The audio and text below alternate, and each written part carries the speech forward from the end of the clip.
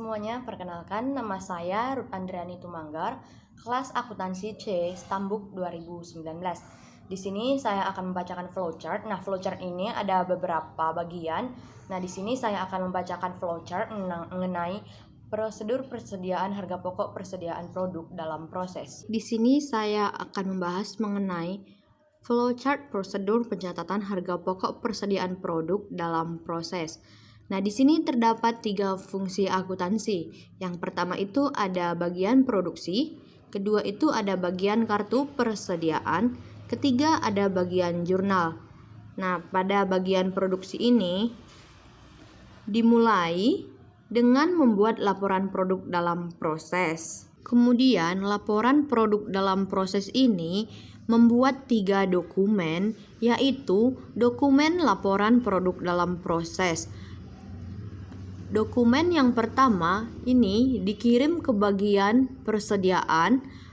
Dokumen yang kedua ini dikirim ke bagian perencanaan dan pengawasan produksi. Sedangkan dokumen yang ketiga dikirim ke bagian order penjualan. Kemudian pada bagian kartu persediaan itu menerima laporan produk dalam proses. Kemudian menghitung harga pokok produk dalam proses. Lalu mencatat kartu harga pokok produk dan laporan pokok dalam proses 1. Kemudian pada bagian kartu persediaan ini membuat bukti memorial untuk mencatat harga pokok produk dalam proses. Nah, setelah itu muncullah yang namanya bukti memorial.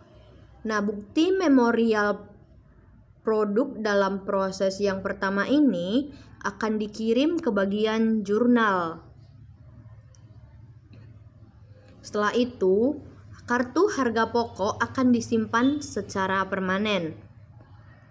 Nah, setelah itu, kartu harga pokok produk ini membuat bukti memorial untuk penyusunan kembali. Kemudian, bukti memorial ini akan dikirim ke bagian jurnal untuk dibandingkan dengan laporan pokok dalam proses.